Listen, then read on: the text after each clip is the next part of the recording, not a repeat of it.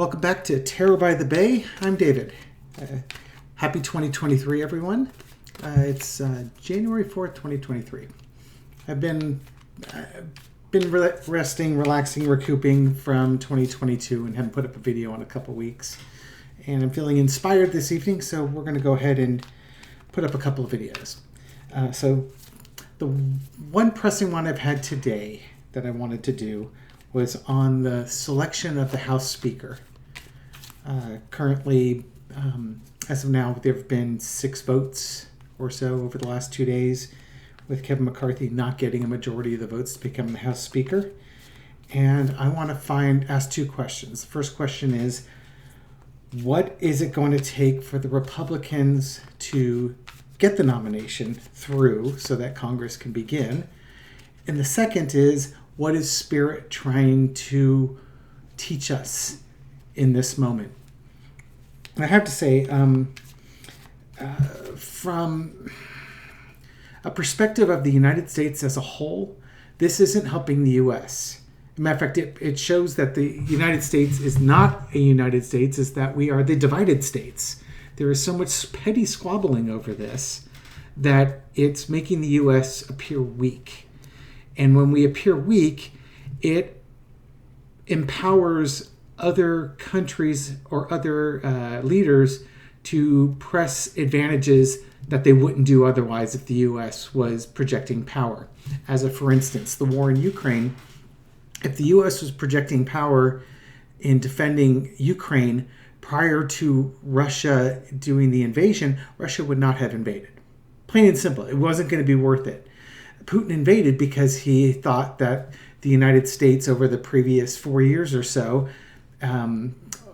had weakened NATO to the point that he could move in on Ukraine and have a disjointed NATO response, which was a miscalculation on his part.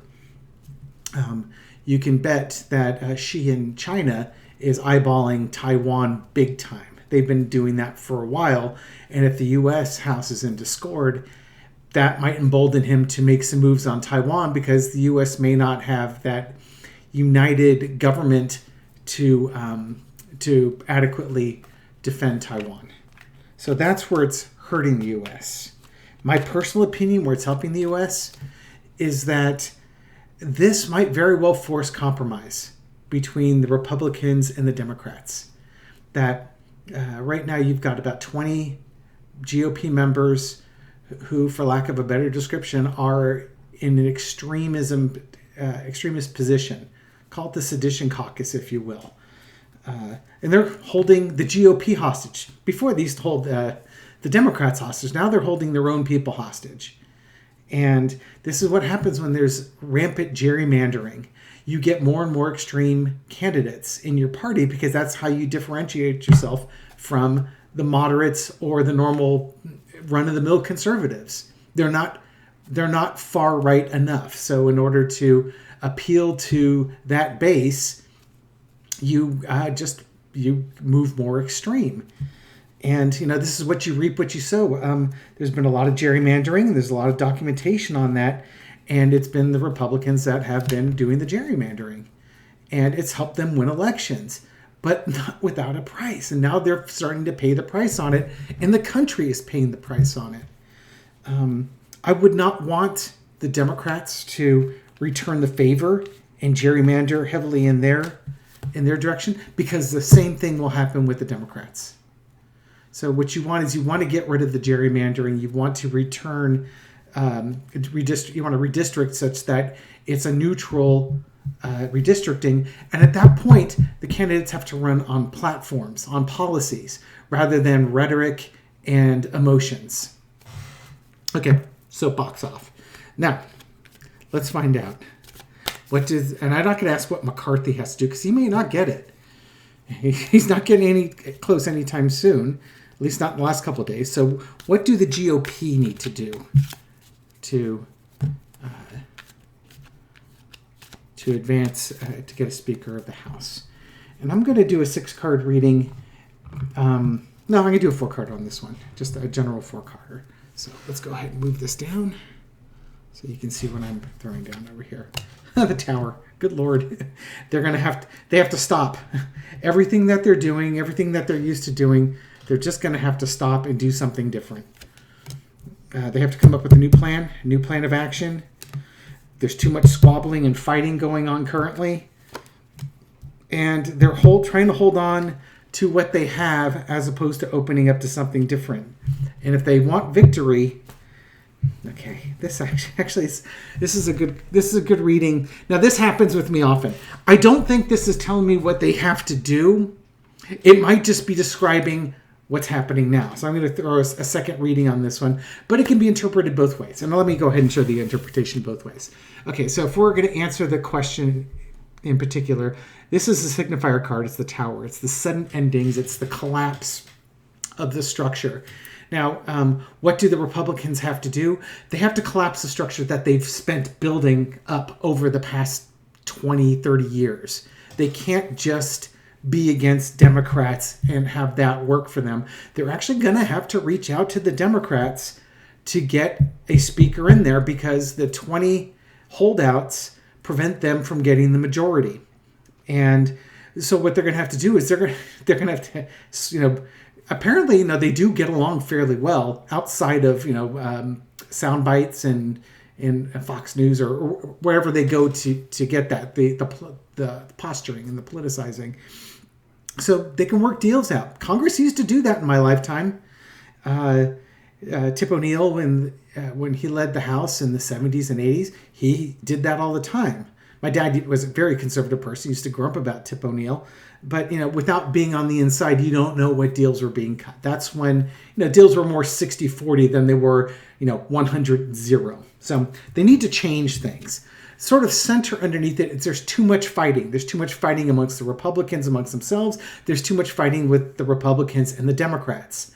And what you have now is Republicans with a slight majority in the House, but they're not in lockstep like they normally have been for the past, 20, 30, 40 years. There's now a division in there. You've got the MAGA seditionists, and you have the non-MAGA seditionists. The 90%, I think it's 90% of the congressmen, they're probably your run-of-the-mill conservatives. They would see eye to eye on things. It's just these 20 people are just causing havoc in there, and it's causing all this fighting. Ace of Wands. This is a new card of action, a new idea, a new way of going forward, and a big push. And I think that big push is coming up with a candidate, working with the Democrats to come up with a candidate that they can get 20 Democrats on board to approve, so that you override the 20 people that don't want that person. So this is not necessarily saying Hakeem Jeffries should be the Speaker of the House, because the Republicans won't go for that. And, I don't know. I don't know who the Republicans can that's really respected by the Democrats. If Katie Porter was a Republican, that's who I would recommend.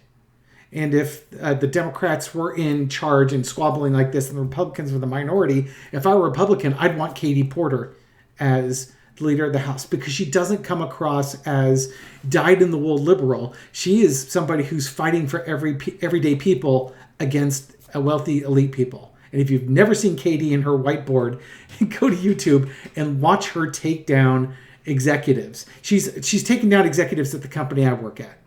So it seemed a little bit unfair, knowing a little bit of the background and that executive had been fairly new to the job. But generally speaking, she doesn't put up with a bunch of guff. And I really respect her for that, as do the folks in the county that she's in, because that is a Republican county she's been elected on. The other part underneath it is the Four of Coins, which is holding on to your possessions, holding on to what you value. And the Republicans do value power. They value that control. But there's no room for expansion with this. They're stuck. This is a card of being stuck. And the reason why the tower needs to happen is that they are stuck. If they want to win and move forward, they have to get off this dead end that they're on right now. Now, I was saying there's two ways you can review this. So that's to answer that question. But actually, I've answered it both. Historically, the way that they're acting right now, or in the past, no, yeah, basically they need to undo what they've done. They need to get rid of it. It's not serving them anymore. It's now hurting them. And if they want to move forward, they've got to move forward working with Democrats as opposed to working against them. Okay, so let me go ahead and shuffle these up. And the next question is going to be,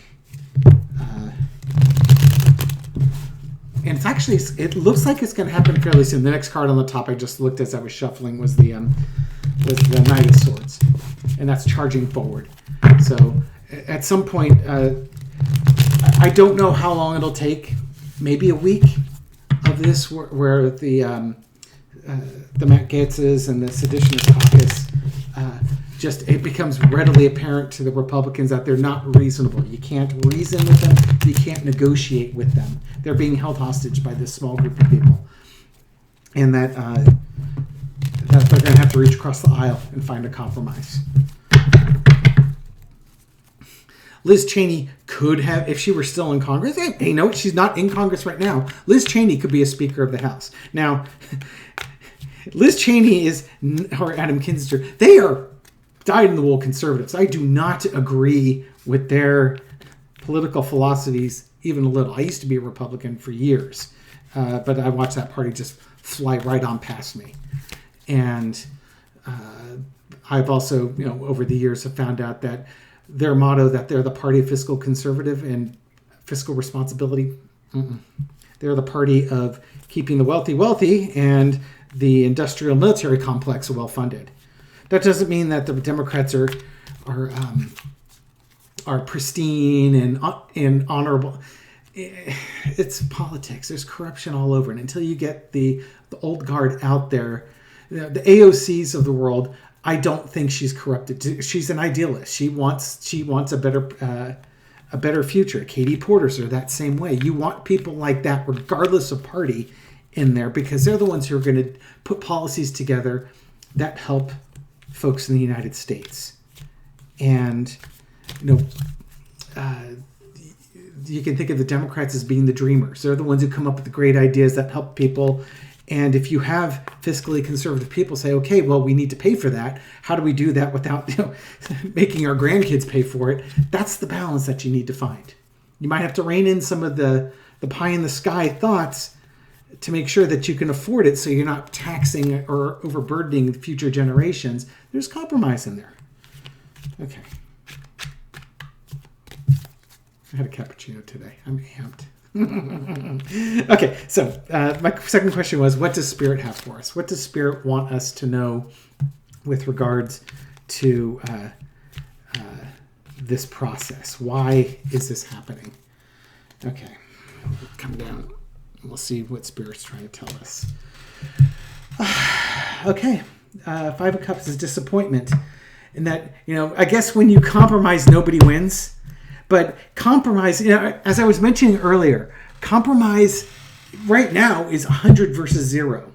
One can make the comment, I believe it or not, it was Barry Goldwater Jr. regarding the evangelical wing. Says, you don't want these people in your party. They don't compromise. They think they're doing God's will. And how do you compromise God's will? From their point of view, you can't. God tells you to do it, you do it. 100% or nothing. But what this is showing me, here's 3 cups down, but you still have 2 cups. This is the card of compromise. You got, the people that lose, like if the Republicans are charged and the Democrats are in the minority, the Democrats going to have 3 cups knocked down from their point of view. But they still will get 2 cups out. So if there's 5 things in a new bill, 3 are going to go the Republicans' way, 2 will go the Democrats' way. That's compromise. You get a little, you give up, the minority party gives up a little bit more. Okay, back down here. King of Wands. Mature males, but basically it's plan of action and moving forward in a mature way. You're looking out for the benefit of everybody, not just the benefit of few. Nine of Wands, a lot of this is fighting and weariness after the battle. So when you're doing the compromise, let me get the final card in. And Eight of Wands, God, a lot of wand cards. And there's your Ace of Wands again. Okay, there's your link. Okay, so again, I've gone over the Five of Cups. This is about compromise.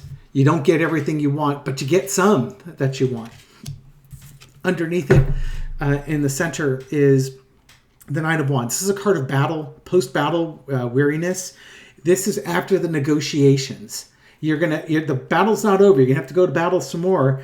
But this is about the negotiations that come with the compromise. Now, in order for the compromise to work, you have to keep your eye on the prize. What's the big picture?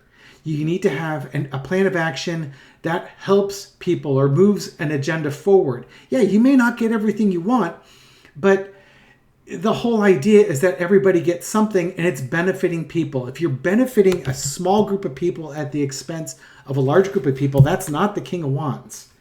The King of Wands is concerned about his kingdom. He's concerned about the people in his kingdom. He's not self-serving. And then you've got the Eight of Wands, things happening quickly, coming quickly. So, and underneath it, the energy underneath is that Ace of Wands. That's why I was saying it's full circle. That Ace of Wands was underneath the previous reading. And that's, again, showing me when the tower's coming down, it's reaffirming that the Republicans need to get rid of this paradigm that they're currently in. They need to reach out. They need to work with the Democrats. And the United States wins because of that. Because we start going back to politics like they were in the 80s, the early part of the 80s, where you have to negotiate and you give a little and you get a little. Because right now it's all or nothing, and that's not negotiation. That's just terrorism. Okay, so that's what Spirit wants us to know. That's what the Republicans need to do. I'm on board with that. I think it works out really well. Thank you very much for watching this video. If you like it, go ahead and give it a thumbs up, subscribe to the channel, and I'll talk to you soon.